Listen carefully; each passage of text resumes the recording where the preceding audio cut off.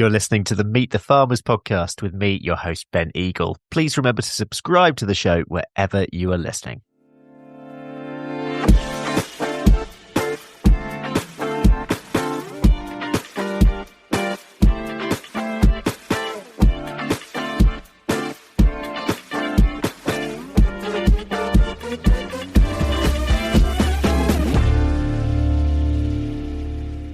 Hello everyone, I'm Ben Eagle and welcome to another Meet the Farmers mini-series being produced in association with the Forestry Commission.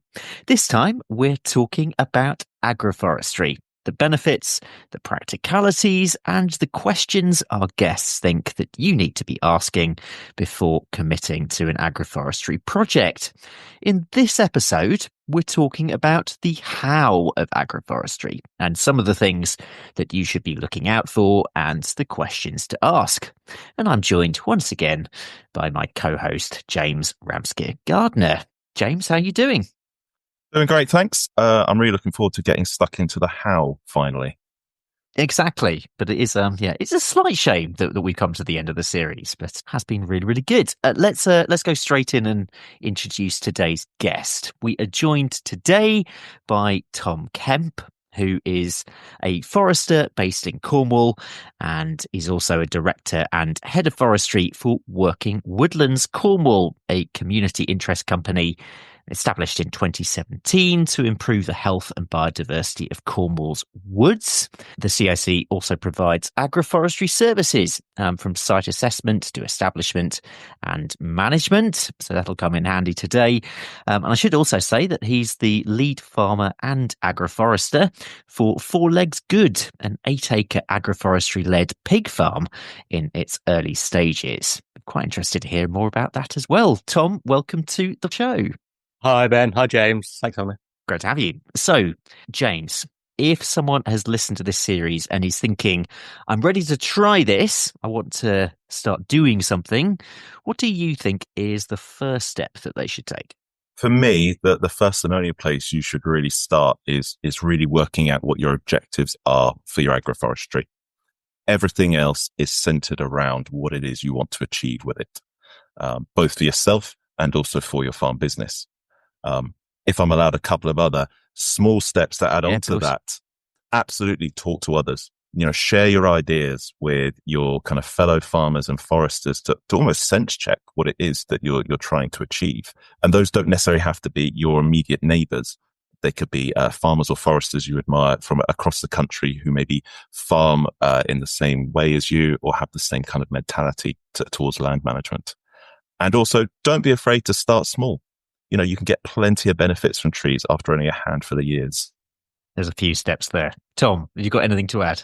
Yeah, I would definitely agree with James that your sort of vision or your objectives, what you want to achieve from agroforestry should be the center of your design and your thinking.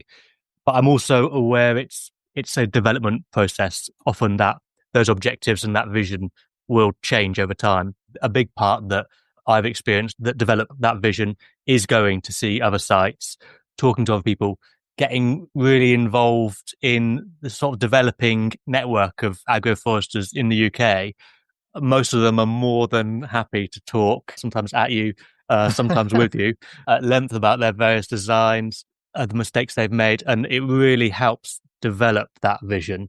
Yeah, I mean, speaking of which, putting this into an example, can you tell us about your pig farm agroforestry project and I suppose relating to that, how that started and the first steps that you took with that? I come from a forestry background rather than farming. Sort of most agroforesters, it feels like, have come from introducing trees to their farm rather than introducing farming to their trees. But I've gone for that second option. We have a load of scrub on the estate that I manage, and we were adding trees to that for forestry purposes. And the contractors to cut the scrub are really expensive, and I didn't want to do it myself. So sat down with the client and, well, maybe let's get some pigs involved. This is sort of 5 years ago, and gradually the pigs have been used in various aspects of the woods on the estate, but they've kind of become a thing of their own now as well. Alongside that, we're really lucky here in Cornwall that Cornwall Council, our local authority, have got a really well-funded agroforestry exemplar fund, which is fully funding these agroforestry designs to be developed and taken forward to planting and fencing. We were lucky enough that a field has come up on the estate, and I bit the bullet. And I mean, I've been thinking about trees and pigs for the last 5 years, and I've been thinking about trees and livestock since I was 13. So those two elements mean that this sort of the vision for this field has been developed over a long period of time. But yeah, it's 8 acres being planted right now. The pigs are in, and it draws on elements of general agroecological farming. So there's lots of mob grazing going on, but there's a sort of heavy tree element in a really diverse way. So there's tree fodder, there's nut crops, there's leaf fodder, there's also crops that will possibly be like extra to the pigs, things like apples and things like that. But ultimately, everything can be eaten by the pigs if there's not that backup market. It's early days, but it's going really well, and it's really exciting. One of the main benefits of agroforestry, I think, is it's just really engaging for a farmer or a forester for your mind. It's quite an exciting extra element to add to your farm. Yeah, brilliant. I mean, just a quick comment from you, James, on that project. That sounds certainly right up your street, but it's certainly a very exciting project generally. Absolutely. And I'm afraid Tom is a few steps ahead of exactly where I want to be. I'm also on the lookout for fields. So if anyone's got any good ones, please let me know. The one thing that Tom said there that I really resonates for me is about that integration of the tree into the farming, or the farming into the tree, really about, we talk, and we're going to continue talking about the effect on livestock, the effect on crops. I think the effect on the farmer is something that does not get spoken about enough. I've been fortunate enough to see the vast majority of agroforestry sites across the country. And one thing that always sticks out is how much in love with them the farmers are.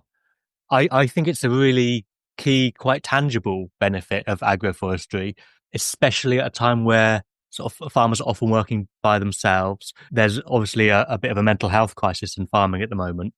And I think that part of that is because conventional farming isn't particularly pretty. It involves, in this time of year, a lot of mud. And I go around agroforestry sites and there's less mud and there's happier farmers. And I genuinely think that ultimately we're only doing this because it's a distraction between being born and dying. And if we can make that as pleasant as possible, then I think that's why we're here. We've spoken about some of the things to do. What about some of the things to not do? What are the sort of things that you've learnt to avoid, perhaps in those early stages? James, can I start with you? So I was thinking about this for a while, and it might be a bit of a tough one to hear, but I wouldn't be in a rush to get the trees in the ground. And by that, I mean, before you stick a spade in the ground to plant that first tree, you've got to have a long-term thought-out plan for those trees, for that system, because we only want you to plant those trees once. We want to do it right first time round. So even though I've just talked about how wonderful it is spending time in the trees, take a breath before they go in, just to ensure that you've crossed every T and dotted every I. Tom, would you go along with that? Yeah, absolutely. And also my answer to that sort of leads on from the last one, in that don't stick with your first idea. Like the first iteration of your design is sort of catching ideas. And often it feels like a lot of people who are led towards agroforestry have a lot of ideas, which is really exciting. Has its sort of, can be a limiter as well to some extent. But I would, sort of catch those ideas, but develop them, talk with other people, getting other people's minds on it, whether they're from a forestry background, whether they're agroforestry consultants or farmers. The more sort of brains you get involved, I think the more developed that plan can be, especially when you start going down the line of, we'll be talking later, I think, about how the sort of expenditure of time that agroforestry takes to manage, getting people's thoughts in early might help you with that down the line in terms of enterprise stacking, things like that. But yeah, that's sort of having an iterative process of your design rather than coming up with one and leaving it there. Okay. Yeah, I can say we talk quite a lot about flexibility actually, generally in ag, and that's a really good example of one. Let's turn to barriers. What about common challenges that farmers face when they're starting agroforestry projects, and any advice on overcoming these, James? So I think the uncertainty that there is around UK-based agroforestry can be quite the barrier, especially at a time when we've got a lot of uncertainty in farming generally. We've only got a handful of long-term examples in the UK, a few of which are predominantly research sites rather than a kind of conventional working farm that needs to support itself.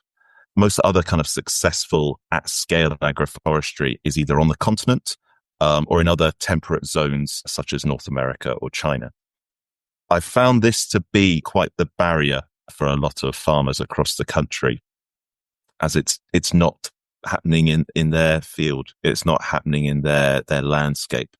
So it can be quite hard sometimes to imagine that potentially drastic a change to a farming landscape they've been quite used to. I would totally agree on that as well. But having examples, ideally nearby examples, is a real sort of drives change. I think it's the only way farming develops. A lot of farming is sort of top-down grant-based changes, but people tend to only adopt them if they see their neighbour or someone nearby doing it. And I think farmers generally are good at networking, and they're good at maintaining those links with neighbours.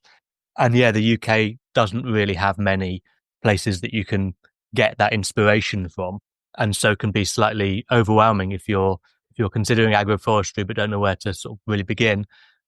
I would say also a really important thing that is a barrier is there's a skills gap in farming and forestry, and a kind of knowledge gap about how to manage trees, especially sort of trees and farms have been divorced from each other. And so your average sort of land manager might feel that they don't have enough knowledge about managing trees. And that's a real drawback. It's sort of really simple things like the fact that you can cut a tree down that you've planted. Once you plant a tree, you can manage them and adapt them. They're not a sort of concrete thing that's going to be there forever. They're there to use. And that is something that takes that sort of paradigm shift a little bit to change that.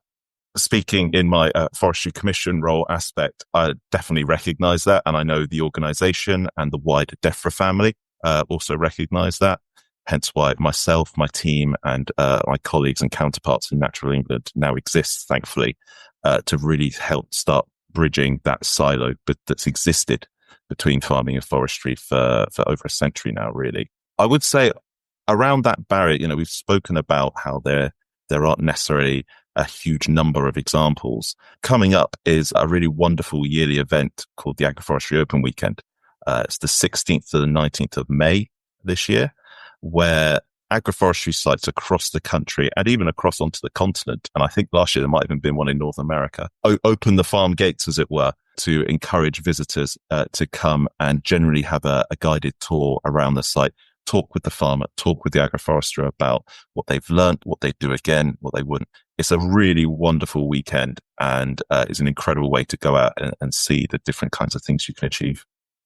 And there is, of course, the Agroforestry Show as well coming up in September this year, which is organised by the Soil Association and Woodland Trust. So an increasing number of events, James, on the horizon.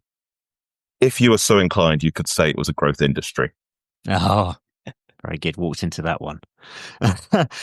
So we like on the show to talk about the mucky side as well. So the downsides as well as the ups, and we've already insinuated to these. But in terms of mistakes, I wonder if you can shed light on any of these, whether any of you've seen personally or maybe experienced personally when it comes to agroforestry. And this could be establishment, this could be management, this could be anywhere along those lines. Tom, do you want to start on that one? I guess one sort of mistake that I see occasionally, it's not really a strictly mistake, but it's sort of something that could be more well considered, that often gets taken forward, is not having those clear aims. I can think of examples where people have planted sites without really knowing what certain elements are going to achieve within their system. And then there's changes down the line, and those elements of the agroforestry sort of design become headaches to some extent. And secondly, really, quite a lot of agroforestry that I see designed often gets designed from a desk, and then there's not much interaction with the actual land, which, as someone who plants agroforestry sites for a living, that gets really headache when you come across an alley that is supposed to be 110 meters long, but the field is only 90 meters deep. So really sort of double checking, not just relying on GIS mapping, get out there and get your tape measure out, work out how long your stride is. And that's, really useful. James? So Tom's given us a great couple of examples there, certainly at establishment phase. Mine is very much more about the ongoing management. And really the common mistake that I've seen at a few sites now is not managing those trees appropriately for the system that you devise long term. You know, we talk a lot about planting trees in this country, and planting is just an activity you do at the beginning. Those trees are there for the long term and require that management. One of my favorite topics is pruning. I love pruning. And when we talk about a lot of agroforestry systems, they will either succeed or fail depending on how you manage that canopy of the tree to balance the light and shade for whatever it is you're growing underneath, whether that's crop, grass, or livestock. This generally, for me, means pruning those trees little and often. I'm a big fan of a little and often approach, but ensuring also not to over prune those trees. Remembering that the canopy of the tree is the engine. You know, that's what fuels that growth. So there's a fine balance to be achieved there. Let's talk about vision. Obviously, when you're planting a tree, it's a classic line, but you are thinking of the long term. We think of the long term often in farming anyway. Yes, any tips on having that clear long term vision, or is it not as simple as that? Can you make changes as you go? Can you sort of figure it out as you go? Tom? Yeah, I would say you should do both, really. I mean, most agroforestry projects are figuring it out as they go to some extent. That's the nature of agroforestry in its early stages. We don't have enough examples to know what works really well. And every farm is unique. And so you're always going to be adapting to your conditions, really, your markets, your soil, your weather. And so you're always going to be finding things out as you go. However, as we've said earlier, having sort of a clear vision is important. Why are you planting agroforestry? Why are you incorporating trees into your farms? And for me, one easy step when I'm looking at what objectives I want from an agroforestry design is to look at what are the current sort of problems or sort of gaps in the farm that you would like to solve. Quite often down here, we're in Cornwall. That is the wind. We're really exposed. We've got a traditionally quite treeless landscape. And so that's a really clear objective. It's windy. You want to slow those wind speeds down. Trees can do that. And that's quite measurable as well. So if you need to prove it to yourself or your partner or your bank manager, you can show that. Where sort of aims are less measurable, then it becomes sort of challenging. So having a sort of looking at the problems that you would like to solve, I think is a good way of finding that vision out. What about the sort of farms themselves in terms of selecting the right site? Is there such a thing as the right site for a new agroforestry planting? I would say most farms really would benefit from extra trees. Britain is one of the most poorly wooded landscapes in Europe. We are 13% in general tree cover at the moment. Some places are higher than that. Cornwall's 9%. And part of the Agroforestry Exemplar project is to help bring that number up. And so, yeah, there's scope for more trees on farms, on any farm, I would say. You go to Europe and you see much more integration of trees into farmed landscapes. And I mean, the benefits that they're getting obviously outweigh the costs. Otherwise, those trees wouldn't be there. So, yeah, I would definitely say that most farms can take more trees. there's challenges and things that will limit that. So obviously some landscapes have important ecology that needs to be preserved or heritage aspects. If you go through any funded route for agroforestry, you will experience the bureaucracy of all those constraints anyways. But I would say the main factor that decides whether agroforestry is right for the farm is the farmer. And I would say if you're a farmer who is innovative and enjoys networking and making links with others, I would say that's probably something that can really help a successful agroforestry project. Yeah, it's interesting. So much of this, again, comes down to the people, the management themselves, the mindset. That word as well comes up again. Your way of thinking. James, anything to add? Anything else to add? So, like Tom, I believe there's a place for agroforestry on every farm in the country. However, that will look really different depending on farm to farm. In part due to the different aspects that we've mentioned, such as soil, climate, weather, potential constraints that there might be on that site. Farmers will already know so much about their land. They know what their soils are. They know which fields flood or dry up first, depending on the weather. Many have seen the changes that our shifting climate is having on their land. The best suggestion I think I could make would be to engage an agroforestry advisor to work with as soon as possible so that you can utilize that knowledge that the farmer has to explore the suitability for an agroforestry system. Luckily, there's never been a better time to seek out an advisor. You have my team from the Forestry Commission across England. We have advisors with Natural England, Soil Association, Woodland Trust, as well as lots of other more regionally based organisations, such as Community Forests or FWAG as examples. In terms of land area, I mean, I hear this question a lot, actually. So I know that some listeners have asked this as well, but is there an ideal size to start on a project?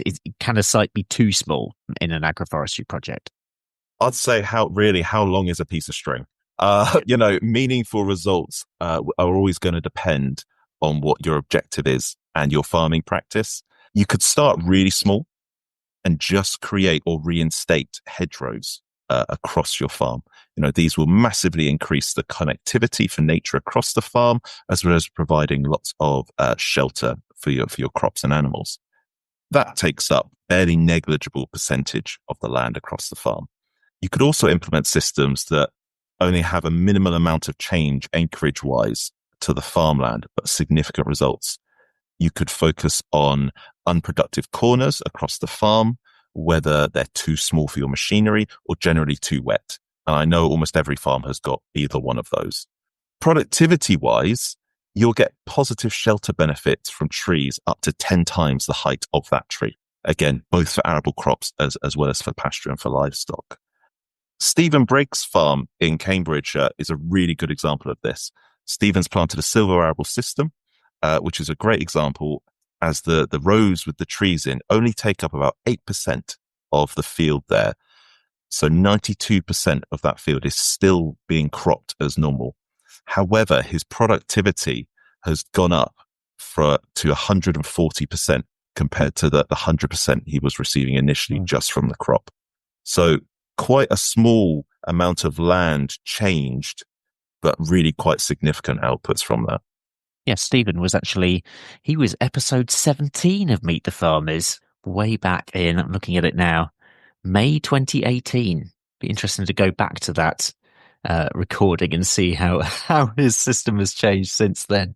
But Stephen, of course, a flagship farmer for agroforestry. So, Tom, how does a farmer decide which type of agroforestry system is right for them? Whether that's silver pasture, silver arable, alley cropping, windbreaks as examples. Yeah, it's an interesting question. And obviously sort of agroforestry gets lumped into these sort of categories to make things easier for us to sort of think about them and digest them and to describe those systems, whether it's trees and livestock or trees and arable crops. And that's generally useful, but sometimes it feels quite inflexible, especially for some of the more sort of regenerative styles of farming where you're arable some years, livestock the next. I mean, that goes across most of farming in a lot of places. And so I would say take a little step back before you get to deciding what type of agroforestry would be suited to you, and just ensure that you're building flexibility into that system, because it may be that I think about this with my own 8 acres of pig-based agroforestry. There may come a time where the sort of margins on growing pigs is really tight. And so there may be a time when that field will not have pigs, it might have sheep or cattle. And so making sure that you're building that flexibility in is really important. What should farmers be asking themselves when deciding which trees or shrubs to plant in their agroforestry system? Yes, species is a particularly tricky one. I find it slightly easier to think about what the characteristics that I want to get out of a tree. So in sort of a woodland context, I would always be thinking about a tree that is sort of self-renewing. So if I harvest something like oak, I want there to be other oaks there to seed into that, and I want those oaks to spring up from the stump and produce coppice regrowth. And so that sort of characteristic of renewability is in my criteria of what I want from a tree. And there's certain species that will do that and certain species that won't. And so what I would try and do is break down my objectives, the things that I want the trees on the farm to be achieving or problems to solve, and then break that down into characteristics that trees have that can help with that. Let's turn to the finances. I don't know, this is a big one that is in many farmers' minds when they're considering agroforestry or thinking about it. I'm interested in, I suppose, both the questions that they should be asking, both that could be in terms of short-term cash flow or looking at longer-term returns. But I mean, on that basis as well, in terms of, I suppose, how long does it typically take before a farmer sees financial returns from agroforestry? So 2 questions in one there, really. One in terms of managing that short-term cash flow, but also the expected return. Who wants to start on this one? Yeah, I don't think I've got tons to add on this one. We're so fortunate in Cornwall. The Forest for Cornwall Exemplar has, in terms of financing, been exceptional. Not only are they funding 100% of the trees, the labour to plant them, and the fencing, they're also throwing in quite a lot of free monitoring in terms of biodiversity. I'm trying to squeeze some wind speed mobobbies out of them. And not only does it provide that 100% funded, but also to bridge the gap between you buying the trees, paying for the labour, and getting that funding back. They give you 50% of those funds up front, which is no grant does that. Hopefully this will be the start of grants doing that some more. But everyone's going to be moving to Cornwall now. Yeah, so I'm in a very luxurious position, unfortunately, which skews. It's a nightmare funding agroforestry without grants. There's definitely ways of doing DIY agroforestry, and I would encourage farmers who've got any spare time and the will. There are ways of achieving agroforestry in-house and it not costing you very much. And that's after the initial outlay from the Forest for Cornwall funding. That's how the 8 acres of 4 Legs Good will be going, very much sort of doing it on a shoestring. But various farmers will have different financial settings. Some will be able to bridge the gap between grant, and some will be able to stump up the cash initially if they're keen. But James, I'm sure, will be able to add a little bit more about the funding scene. I can. I guess before I go into the funding, as Tom said, Cornwall are really lucky. Cornwall are one of the 3 best counties in England, as far as I'm concerned, supporting agroforestry. The others being Shropshire and Northumberland, where I'm based. And you've got these 3 counties and their local authorities supported tree planting initiatives, which go above and beyond for agroforestry, and some amazing work has come out of all 3 of those. They're not alone. There are other amazing community forest programs out there which also support to lesser or greater degrees, as well as government funding. All of the kind of long-standing agroforestry systems that we have in this country have all been found through self-funding methods. And even Stephen Briggs, who I mentioned, he put his system in place over 15 years ago now. There was no government support for agroforestry, completely self-funded. Another really great example is the Lakes Free Range Egg Company up in Cumbria. Again, another completely self-funded agroforestry scheme. And within a year of planting, they had not only paid off the initial investment of all of those trees, but were already seeing increased profits from their layers. This was due to the better quality and welfare of the hens, massively reducing their mortality rate, as well as increasing and better quality eggs and far less egg seconds. So they could see there's a massive tangible difference there to their finances from the system they put in. Obviously, that's one example. Not every farm produces eggs, but it shows that if you think smartly and introduce the right system for your business, it can play a significant impact. One of the things about planting trees is that they are a heavy kind of capital cost upfront. There's a lot of investment that you put in, not just in a time sense, but in a financial sense. And that can be tricky to manage, especially with the more extremes of a climate we're receiving now. For me, one of the questions farmers should need to ask themselves isn't necessarily just about the financial cost of it, but the cost in their time to support and nurse those trees through establishment. Those first 3 to 5 years are critical for ensuring the long-term success and survival of your trees.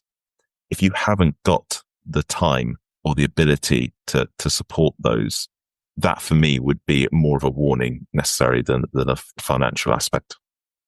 Yeah, I mean, Tom, that's a nice link on actually just to talking about the amount of time that a farmer should expect an agroforestry project to take. And again, how long is a piece of string, depending on the project, but management time it has to be taken into account, surely.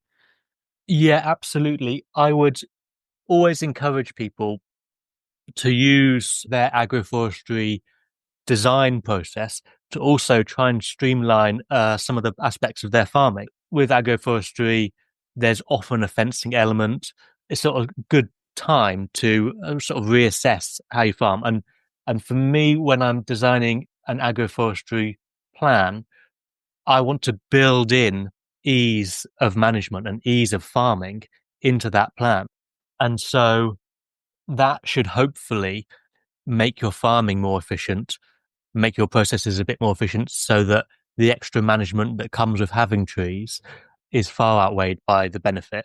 Yeah, there's specific management tasks throughout the year. Often they fall times when farmers are less busy. So a lot of tree work is in winter, which is really useful. One of the reasons why I never get along to the Oxford Farming Conference, because it's the busiest time of year for people doing anything to do with trees. But yeah, so it's convenient that it's at a time when there's less to do on the farm, and maybe a time when you don't really want to be driving big kit onto wet fields. And so that's useful.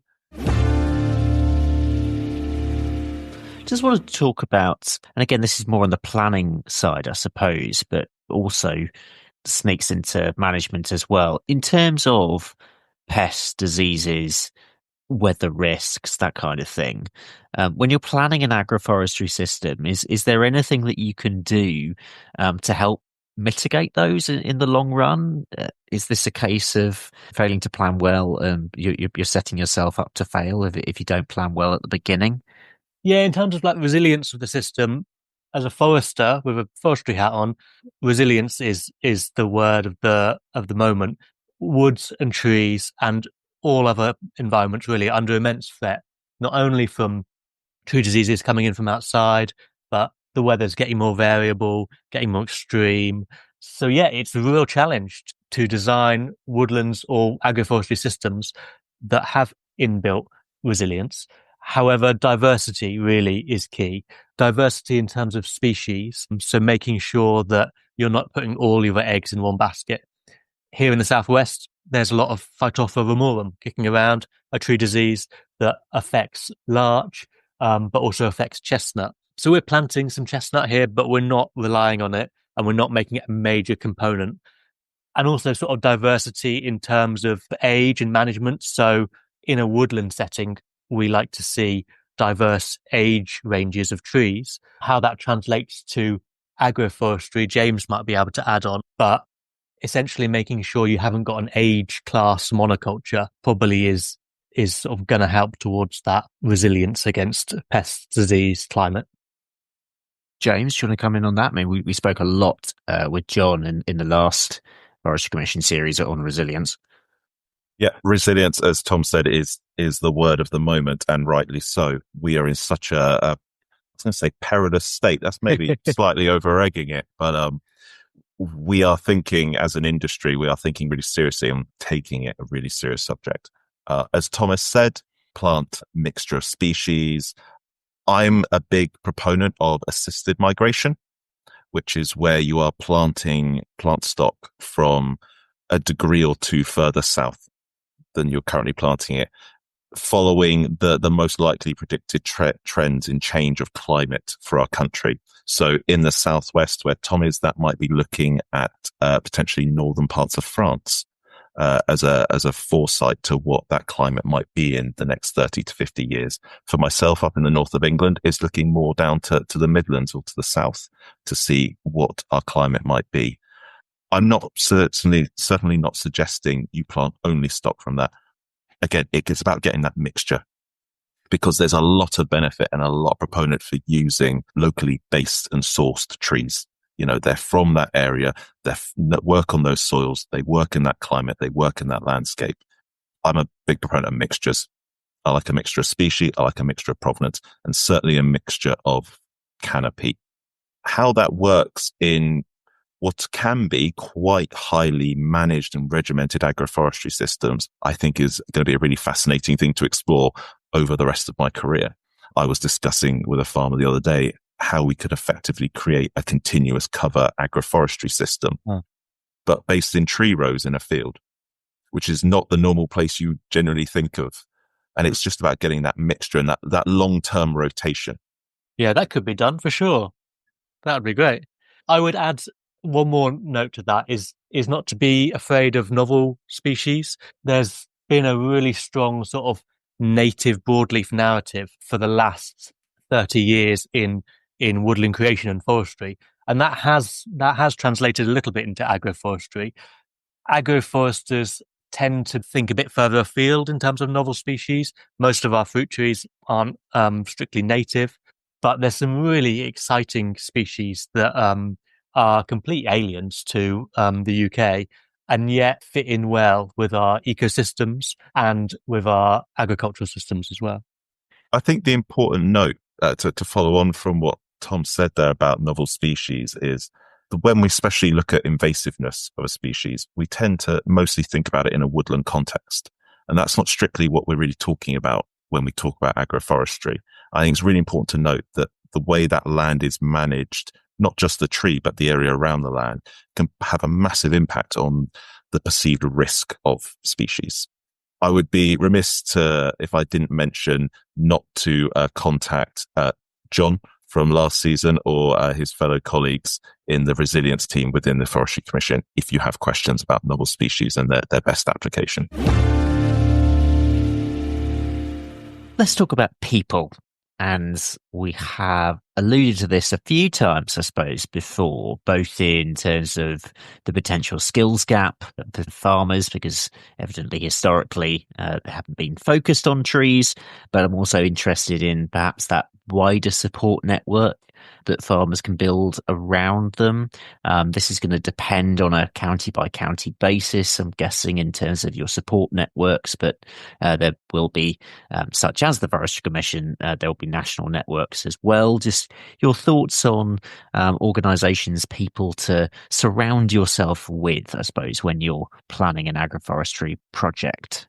So as you said, there's quite a few really good organisations and they're certainly building. The immediate ones that come to my mind are Soil Association is developing 10 regional groups across the UK so that those people can collaboratively support each other through their agroforestry work.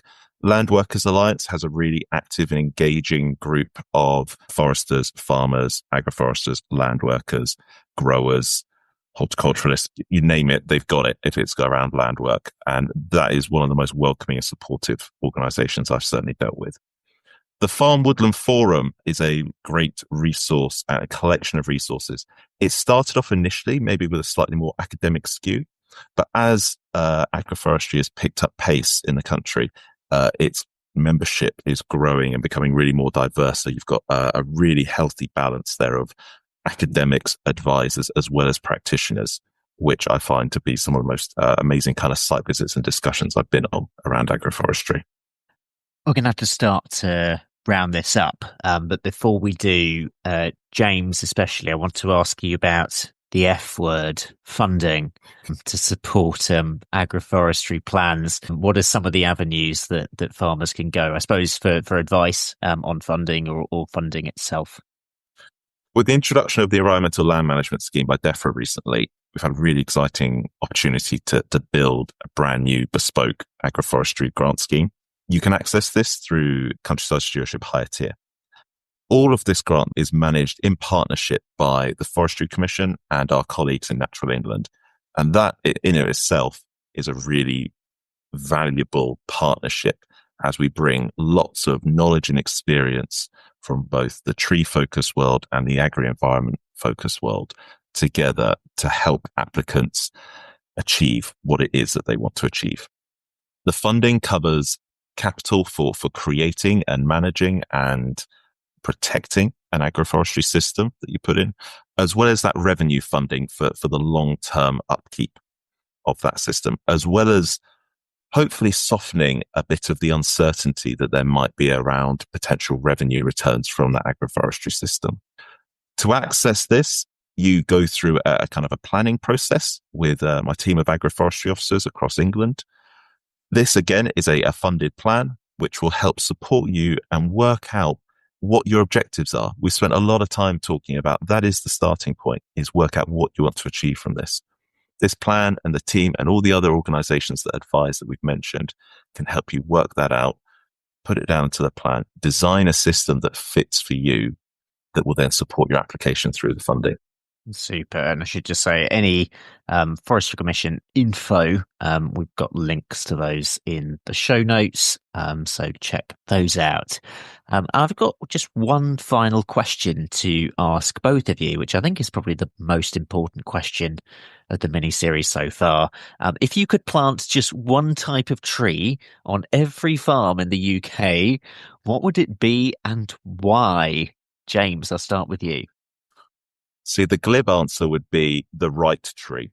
But I don't feel like you're going to let me get away. Where would you put that right tree, James? Probably in the right place. But to really narrow it down, one of my absolute favorite trees that I think has a place on almost every farm in this country is willow. Willow is incredible for pollinators. It's incredible for biodiversity. Every farm has got a wet corner that they don't know what to do with. Well, willow is the answer of what to do with it. If you've got livestock, that livestock will adore eating that willow. It'll do their health wonder. It'll do their welfare wonder.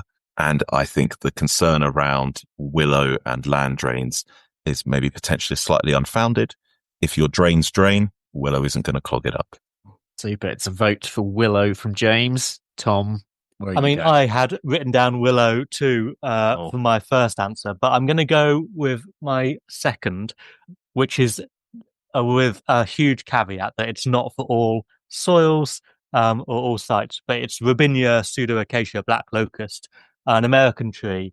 And when I think about various characteristics that I want trees to do, whether that's fix nitrogen or be an amazing bee crop or be an amazing firewood crop or be incredible durable fence posts, then Robinia ticks those and more. The caveat is it's marginally invasive in certain soils, and in Central Europe they've planted a hell of a lot of it because it's so useful, and that has been to the detriment of some of it's viewed really sort of polemically over there. People either love it or hate it, but I think it's got a place in the right setting here. I'm planting it and there's farmers near me planting it, so yeah, I think about Robinia a lot. Well, we will leave it there. What a fantastic episode. A huge thank you to our guest today, Tom Kemp, and thank you also to my co-host, James Ramskir-Gardiner. That is it for today's episode, and that's also it for the mini-series. And we really hope that you've enjoyed it and hopefully been inspired to experiment with some agroforestry on your farm. Please let us know how you get on. Get in touch with us. Love to hear any comments you have either on the series or also on agroforestry generally. And your experience with it. James, just in terms of any next steps, we do have lots of info in the show notes, but what can people do as a next step to find out more if they've been inspired by this series? Absolutely. If you've been inspired from what you've heard, get out there and have a look at some agroforestry. Go to the Agroforestry Open Weekend in May. Get yourself down to the Agroforestry Show in September. Talk to us. Not just the Forestry Commission, talk to Tom, talk to fellow agroforesters across the country who are so annoyingly passionate about this subject. You'll probably soon be sick of it. If you're not, however, as Ben said, our contact email is in the show notes. Get in touch with my team and our local advisor can come and meet you and see what can be achieved on your farm. Brilliant. And in the meantime, please also share this episode amongst your farming network so that more farmers can discover it and find out more about agroforestry. If you don't already, please also subscribe to the show and check out our back catalogue of episodes. I'm Ben Eagle. My co-host for this series has been James Ramskir-Gardiner, and this has been a Meet the Farmers mini-series on trees on farms produced by Rural Pod Media in association with the Forestry Commission.